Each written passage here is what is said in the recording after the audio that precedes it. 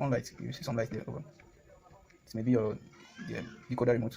Because some decoder remote usually come with light by the side. Some example.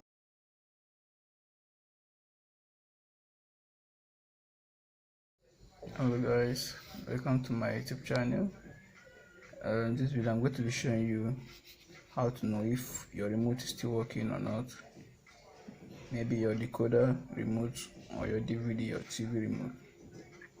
All you just need to do is open your phone camera, then face the sensor of your remote to the camera of the phone and press any button on it. You can see to know. So when you press any button, you see it will on light. You see some light there over. It may be your the decoder remote. Because some decoder remote usually come with light by the side.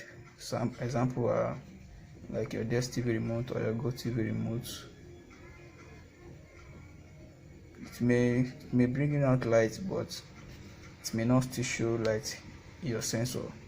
So that is very easy for you to know that your sensor is at fault. So all you just need to do, maybe you just solder it well, like I did to this one. I just had to open it and solder it well, because I knew it can't just be battery, because battery is still okay. So I just had to open it and solder the sensor very well. Now it's okay. As you can see, just press any button. So to show you if it's still working or not.